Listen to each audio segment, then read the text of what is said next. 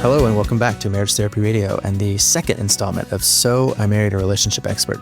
I named this series after a 30-year-old movie called So I Married an Axe Murderer, which I was excited to use as the title until our 20-something, 30-something marketing people reminded me that no one knows this movie. I know it. I quote it all the time. It is one of my favorites. Heed, paper, now! And what is the other one? That boy's head's like, I'm not kidding you, that boy's head's like Sputnik. Spherical, but quite pointy in parts. Anyway, it's a eminently quotable movie. I think you should check it out, but not before you check out this interview that we did with Harville Hendrix and Helen LaKelly Hunt. Harville and Helen are the co-creators of Imago Relationship Therapy. It's a groundbreaking approach to couples therapy that has transformed countless relationships. I got to watch them live about a year ago, teach some of the principles of Imago, and it's truly fascinating. Their best-selling book, Getting the Love You Want, has been a cornerstone for couples looking to deepen their connection and heal their partnerships. One of the things that was the coolest about this interview for me was watching how much joy they share with each other, with their clients, really with the world. Today, we'll explore their insights. We'll learn about their own journey as a couple. We'll uncover practical tips that you can use to strengthen your relationship. This is a very cool conversation. Stick around. First of all, I want to welcome you and thank you for coming on, Harville Hendrix and Helen LaKelly Hunt. Tell me your best story about people thinking you're Helen Hunt. Do you have one? Well, I'm grateful that my father called me. Well, first, I never used the name, my middle name, until the actress was so famous. And my father, he and and my mom, they had two best friends, Ray Ryan and Helen Kelly Ryan. And they wanted me to be named. They named my older brother Ray Hunt, and I'm Helen Kelly Hunt. And Dad said, I want her to have my initials. Let's call her LaKelly. So I'm unique. And so I kept disappointing people. I would make a reservation, Helen Hunt, for decades. I never used a middle name until everyone was disappointed when I showed up. And I decided to use Helen LaKelly Hunt. Yeah. And I also remember going through airports. People would say, are you the... And Helen Hunt has a ticket on our flight. And okay. So finally you started putting LaKelly on it to end that conversation. It's almost like Jimi Hendrix, my last name, Hendrix. People ask, right. You know Hendrix? And I finally said, yeah. We are half brothers, and that ends that conversation. So it's a hard sell, yeah. It's a hard sell, right? Well, tell me where are you guys at this morning? Where are we visiting you from? We're at our home in Dallas, Texas. Oh, right on. I didn't realize you guys were in Dallas. My daughter is at SMU, so I'll have her come over for dinner sometime. Yeah. Yeah, good. Well, you come to visit her and come over for dinner yourself, or we'll go out to dinner. Right on. Maybe we will. Watch out. He will take you up on that offer. By the way, Harville and I met in Dallas. I was born here. Harville was teaching at a theology school here. I was teaching at SMU. And I heard him giving lectures on stages of relationship. And I thought, whoa, he had been divorced. I had been divorced. And I thought, this is brilliant. And I proposed to him. And I said, Harville, people are following you around with, they want to know more about stages of relationship. And also among therapists wanted to help couples more precisely in their therapy practice. And he wanted a book written on his work. So I said, if you marry me, let's move to New York, get an agent, and get a publishing company that's national and global, which we did. Nice. Yeah. So the rest is history. 30 years in New York. And recently he said, Helen, let's move back to Dallas and let's get this a dialogue institute for everybody. So that's what we're doing. Okay. Well, I'm going to jump in because I have a question. You're talking about the history of your relationship. And I, from my own research on the two of you, understand that it hasn't always been rainbows and butterflies. You've had your own sort of intimate struggles. And I'm wondering how you overcame those struggles. What was it that you utilized in order to be able to get you on track? So I've talked a lot, but let me just answer this one question and Harville can talk the rest.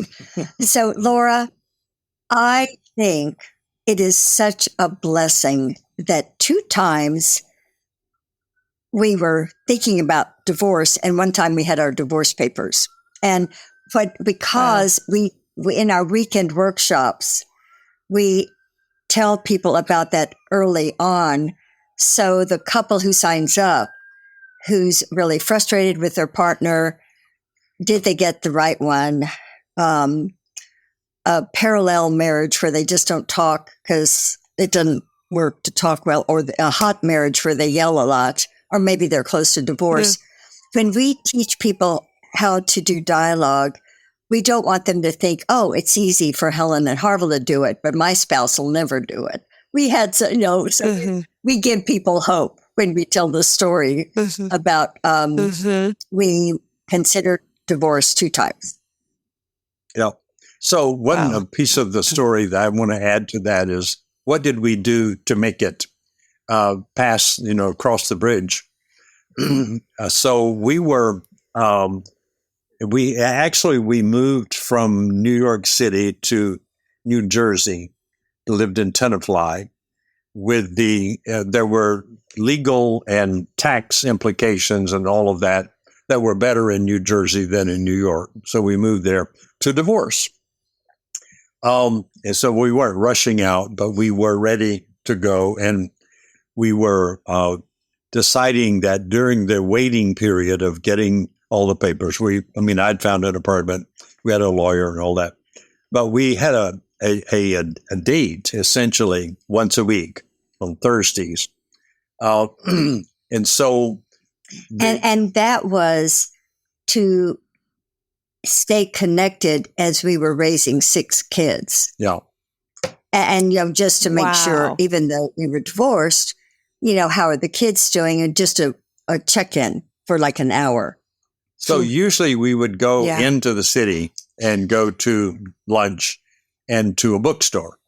And this time we decided, and in the bookstore, we'd always go to the sessions of our interest. Primarily couples therapy. Go and see if our book was still face out on the shelves. Check on our own stuff. And we had done that for years. Go to bookstores, and Harville would be focused totally on psychology and other intellectual books, and I would sort of look at other things. But and I like philosophy and history and so forth. So this time, Helen proposed that we do something strange, which was go to the astrology section. No. I said, let's go to the bookstore, but let's look at other sections. Maybe there would be something that would be interesting for us, because we've never been science fiction, I don't know, just books on whatever. Yeah. And so there was an astrology, a cluster of astrology books. Yeah. So we looked at that shelf and there was astrology for relationships. We thought, that was, so that's interesting. It wasn't actually this book. We can't actually have been able to find the book we actually found, but it was one on relationship. And to make this story short, it offered you find your sign and your partner's sign. And this book was really big. I probably had 1,000 pages in it. Yeah, and you could find an essay. Same book. This is a small paperback, but it was the same book as this one. It was a hardback. Okay. Yeah. But you had this essay on what would I forget what I am, but anyway, September and February. Wait. It has all the astrological signs: Aries, Taurus, Gemini, Cancer. One of you is remembering yours or recognizing yours. Leo, Virgo, Libra, Scorpio, Sagittarius, Capricorn, and Aquarius, and Pisces. Okay, so we are Virgo and Aquarius. Harville's was Virgo.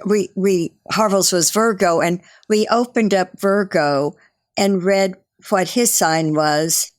We didn't expect to learn very much because I already knew what Aquarians were, the artful ones. But then in the book, this essay that if these two are married, what kind of relationship they would have. And it was the most negative description you can imagine, but it actually mirrored our relationship in that we were unrelenting scrutiny of each other negatively. So, if a Virgo marries an Aquarian, they are the least likely to be able to maintain their marriage because of the, quote, unrelenting scrutiny they give each other. So out of that, to cut this long story shorter, and why we're bringing it up, out of that, it was sort of a mirror back about how negative we were toward each other. And so we decided we would do an experiment, which was to go to a zero negativity place, just remove negativity. And so we decided that we'd have to monitor ourselves. So Helen suggested we go to the drugstore, get a calendar, and each day mark on the calendar how we were doing, an X for a bad day and a check for a good day. And it took us a month to get a check on any day. Huh. Oh, wow. So that was really a statement about how saturated we were with our negativity toward each other. And so then we had gotten into this, was interesting, and we kept then putting off the divorce.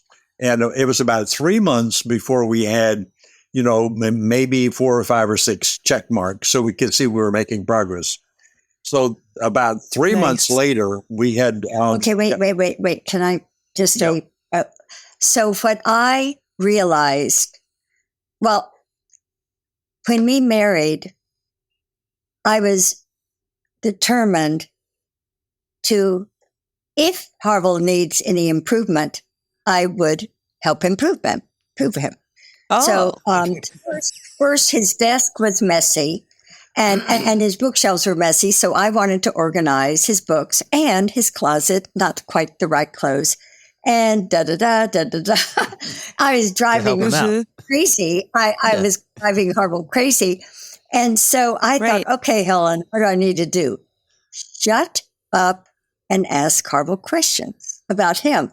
And when I started, and I had read a brain book of a very notable brain scientist that you all, a therapist who has studied the brain, you all probably have heard of Dan Siegel. And when I was this book, he said the lower brain avoid the adrenaline and cortisol.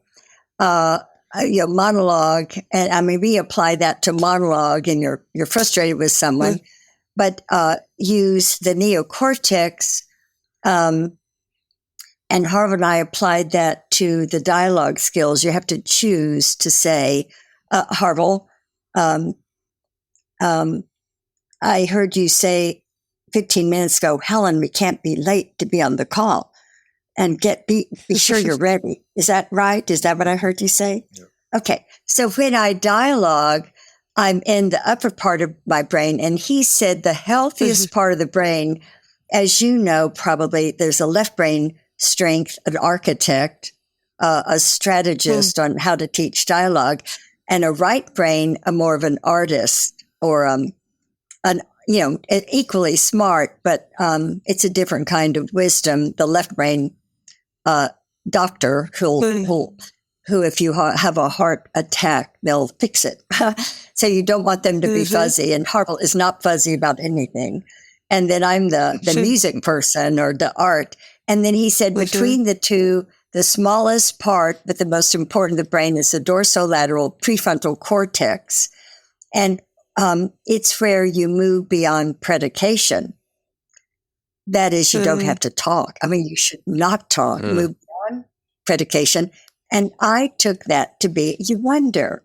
So one of the things changed our marriage is me asking Harville questions and wondering about him. It's dopamine, acetylcholine, norepinephrine, serotonin, and you're a healthier person when you shut up and ask the other person, well, y'all are asking questions for the next hour. So good for you. So just to finish up that story, then we kept working on that. And finally, we realized that we could probably make it. So we started planning for a recommitment. So in 1999, on New Year's Eve, we went to Riverside Church in New York City, where we got remarried, a new marriage, and then we had a big celebration that night on a spot on the Hudson River, and we stayed there till midnight. And when the firecrackers started going, we all went to we were in a place you could look over the Hudson River, a banquet hall, and see the fireworks. So we said all of New York is celebrating our recommitment. So that was now nice. 23 years ago. 23 years ago. So we're still, and you did it just in case the Y2K thing happened and everything shut down. You wanted to make sure you got that out of the way before the world ended. Yeah, and I think the message to a couple, if you were romantically attracted to someone and wanted to marry them, and they wanted to marry you at one time, no matter what is going on in your marriage, it can be recovered. The original feelings. Yeah. But to recover it, learn specific things. Yeah. Well, we do say specifically, you have to make a sacrifice. And the sacrifice is your commitment to being negative. That negativity is a toxin that actually kills. We've done research on that now, and there's no research on negativity that gives it any positive value. Doesn't mean you can't deal with difficult issues when you go zero negative, but it means you give up being negative about the issues that are challenging.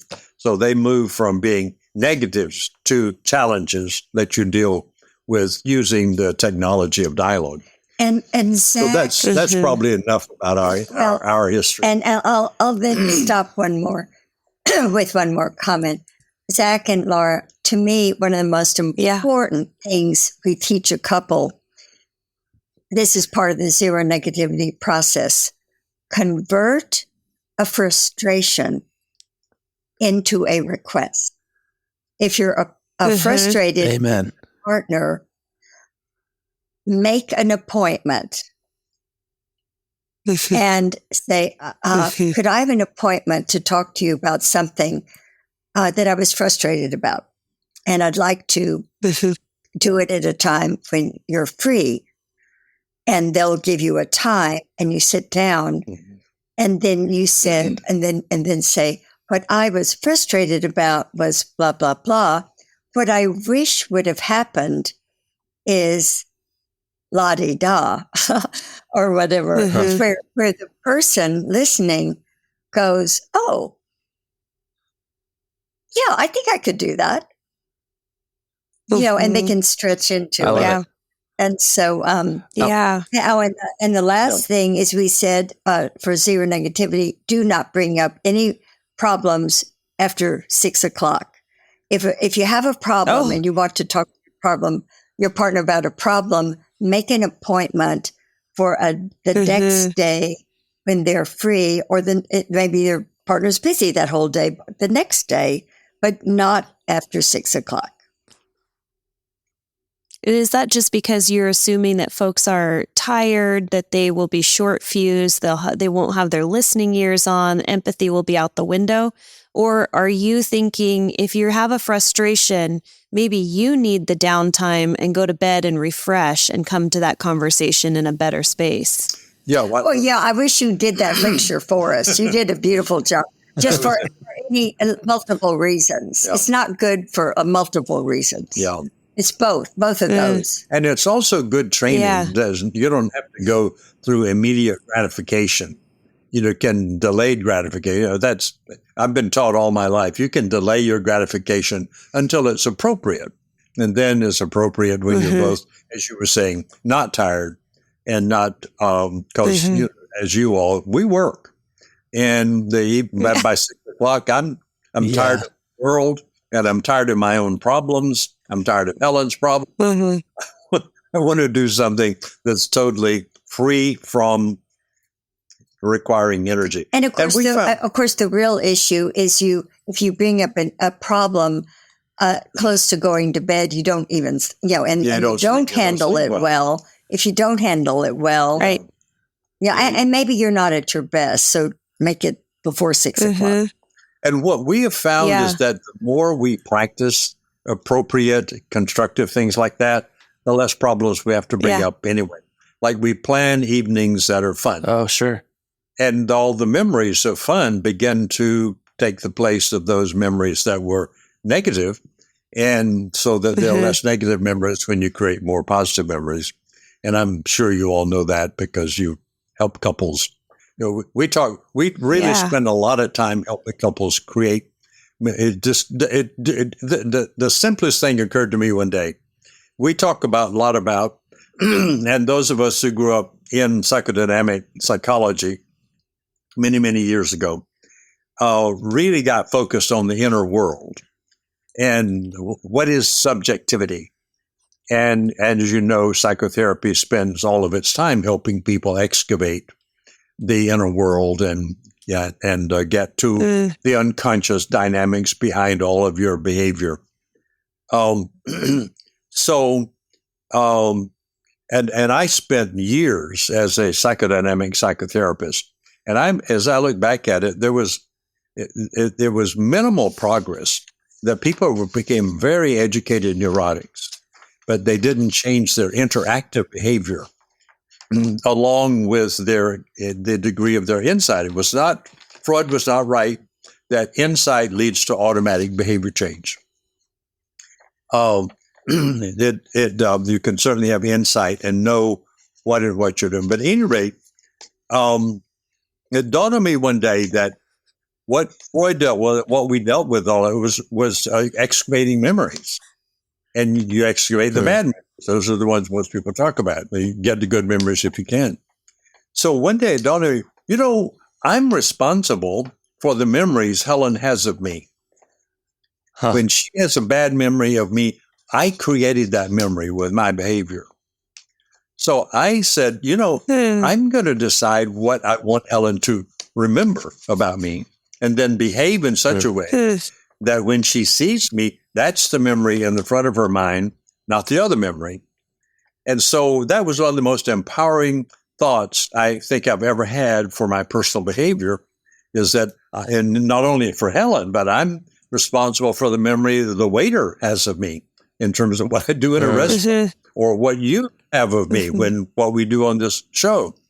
And that you have the power so that the inner world is made of memories, that I'm responsible for the inner world of Helen about me, because I'm the one who puts the memories in. Now, I know there's a filter from her childhood which will select and modify and deal with those memories, but at least she doesn't have the data, the negative data, to work with, because it's not there, do the positive stuff. Now, occasionally there's a negative one. But anyway, so that's a kind of thing that we began to do that and still do, is to be sure that we create a repertoire. Gottman, y'all are Gottman people. This is we are. Gottman absolutely discovered and did a whole bunch of science and measurement on that about how many positives you have to do to get rid of a negative. I've often said, I think John got it wrong. It's not 5. You have to do 20 positives to get rid of a negative. But certainly the whole process of replacement. But one day it dawned on me, I'm just responsible for the memory to begin with. So if I don't want to have to deal with her reaction to me, then create memories so that she likes me. And then she's glad she's seeing me and responds positively next time. We've been doing a lot of talking. Why don't you all talk a little? Well, I mean, it's really close to what I've been thinking about asking you guys. Would you say that the heart?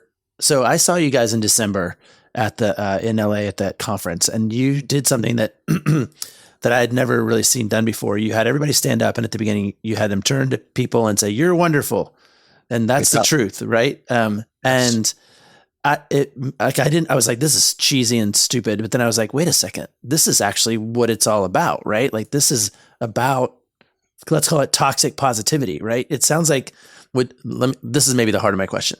Would you say that the focus of imagotherapy or of your work in general, even as a couple, is what you said, abandoning your commitment to the negative and sort of proactively embracing this idea that you're wonderful and that's true?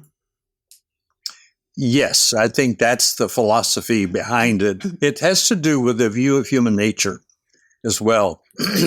And the human nature that is really dominant, as I think you would know and probably agree, in Western civilization, but it's also present in most civilizations and in most religions, is that human beings have a flaw, and that somehow the religion is to help deal with that flaw. So like in Christianity, you're a sinner and you need to deal with that. But in other words, there's a negative view of human essence.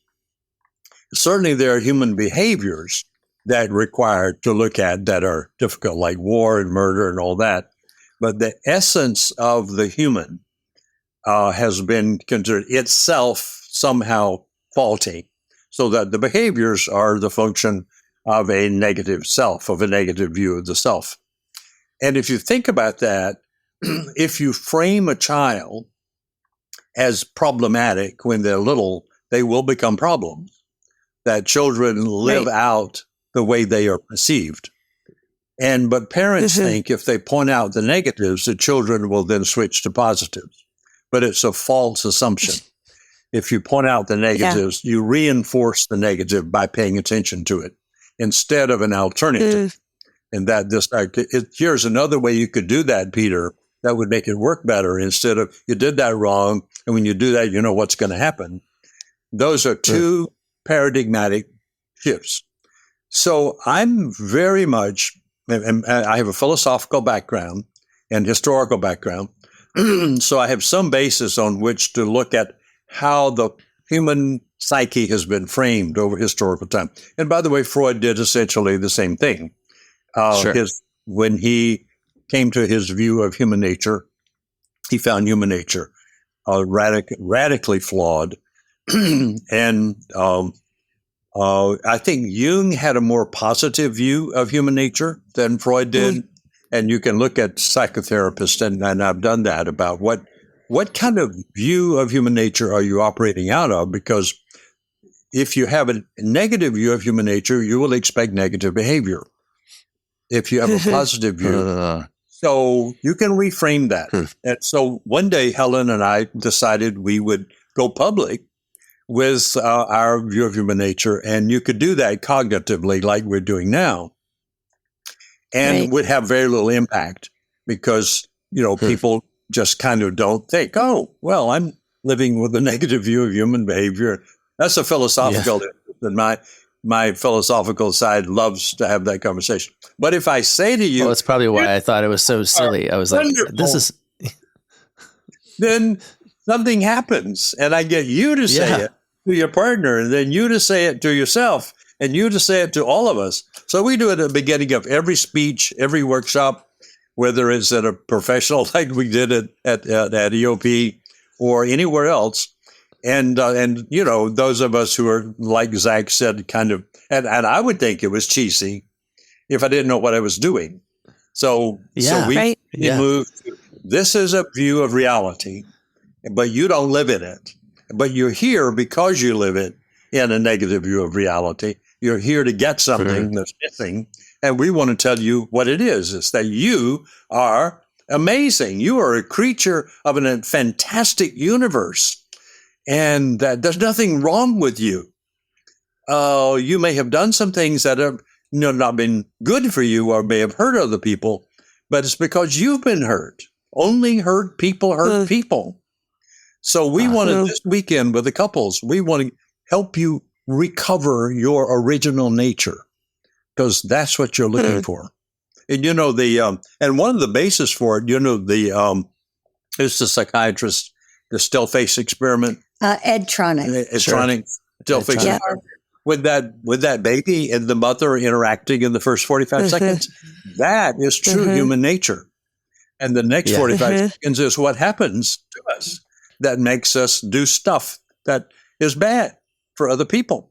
Yeah. And if we don't get that connection reestablished, we're going to try to do it all of our lives.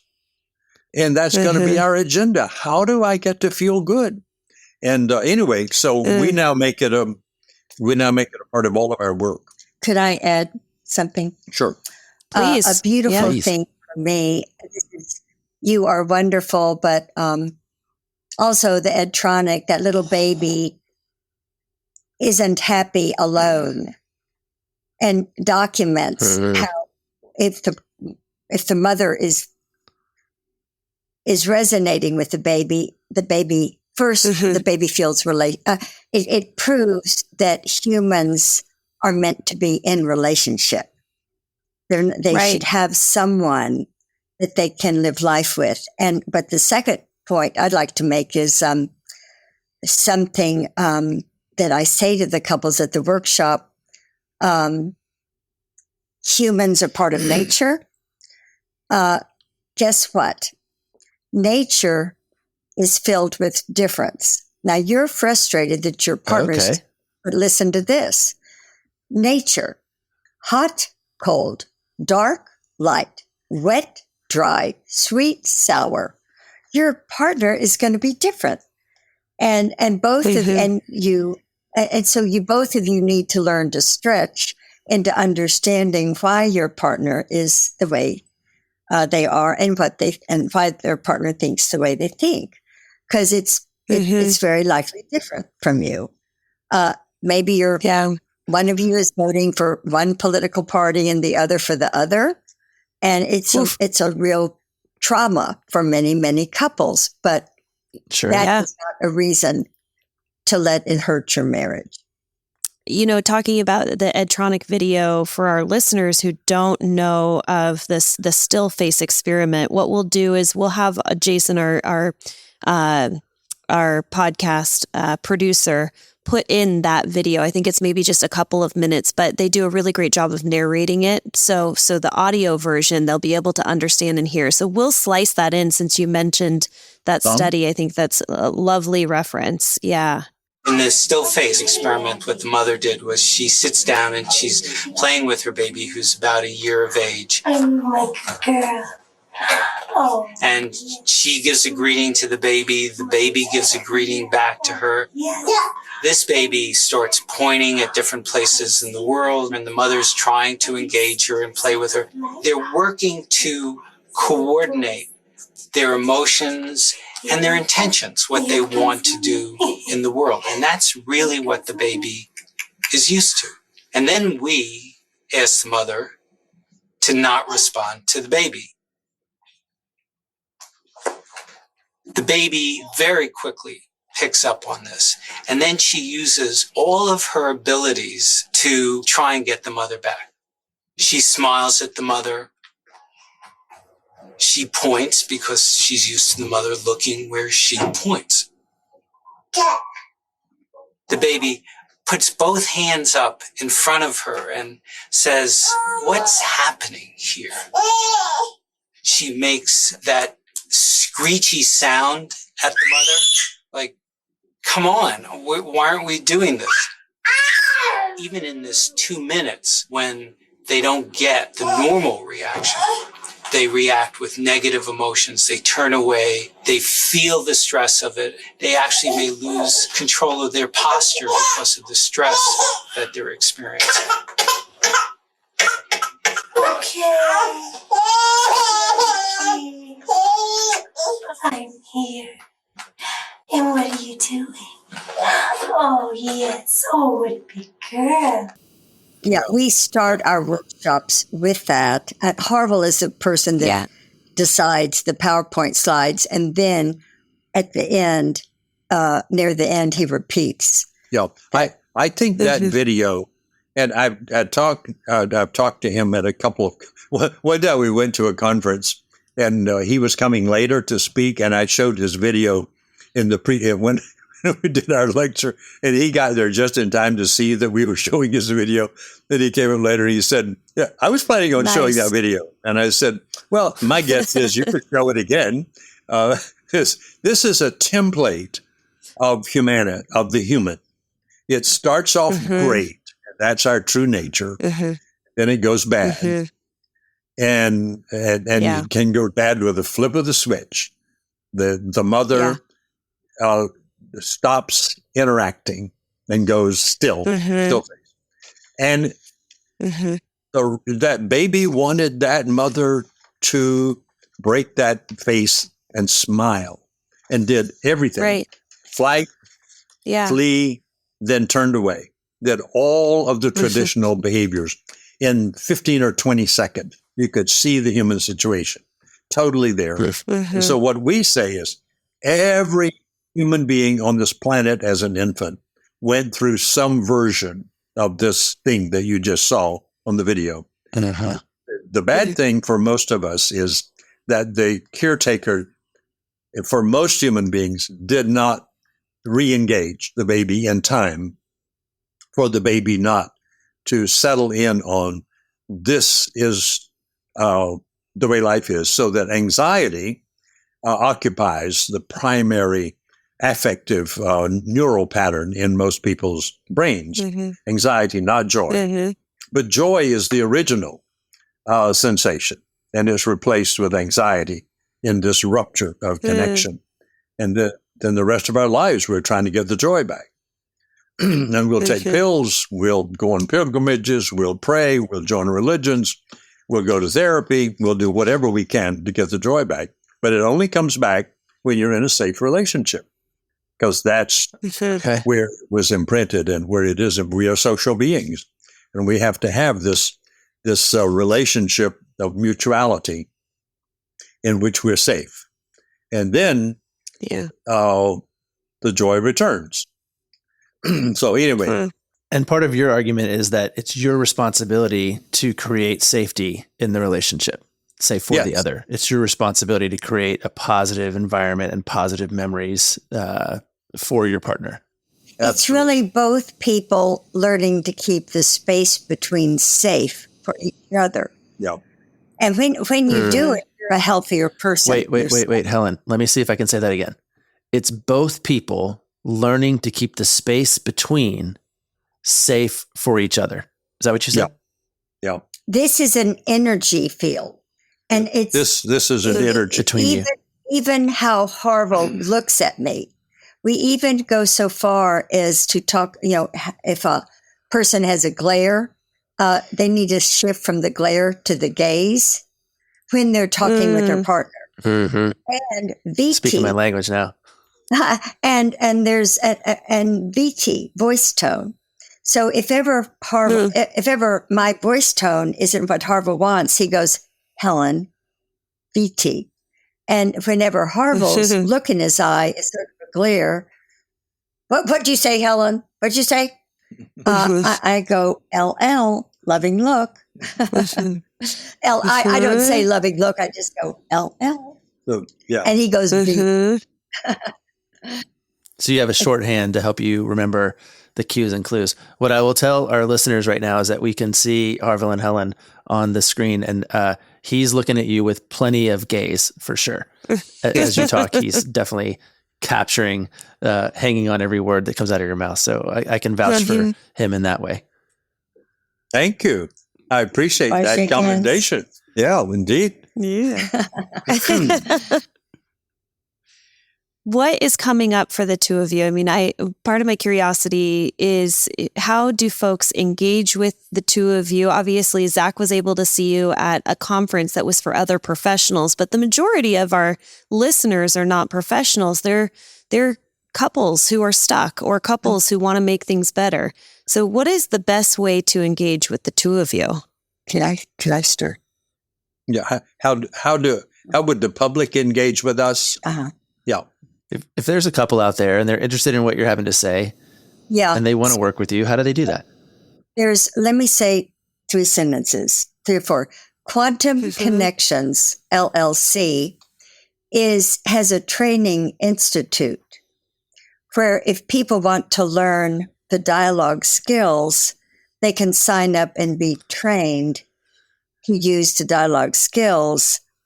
And then they also, if they continue more training, they can become a teacher of other people who can train.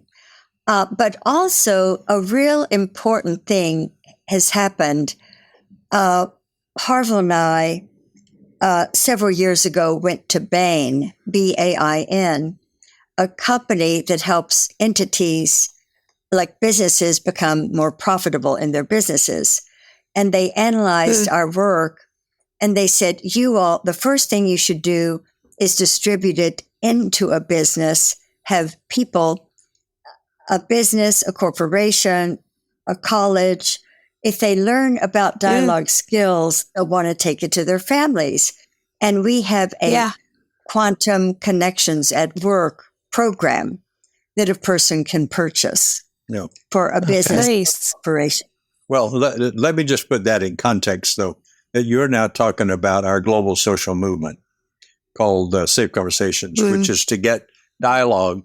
We have identified the enemy of humankind, which is monologue, some years ago, and that for thousands of years, in fact, ever since human beings have talked, there's been monological. I talk, you talk, or we talk at the same time, but we're talking at and about each other.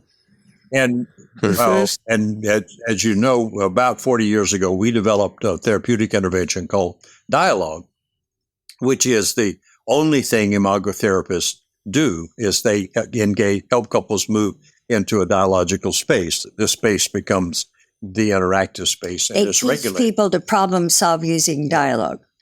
So that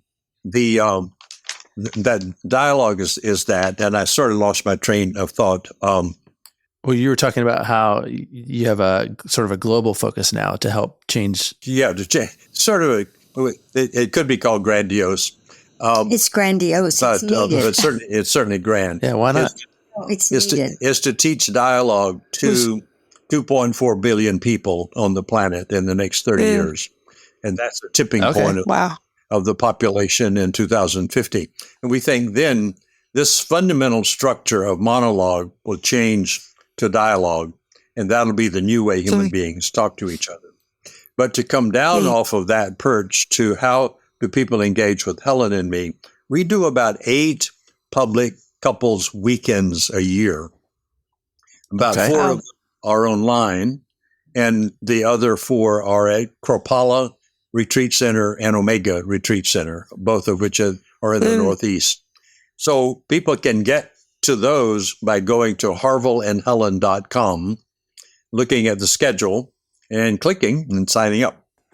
Well, we are grateful for the opportunity to help spread the word about your work, especially as you try to change the whole globe.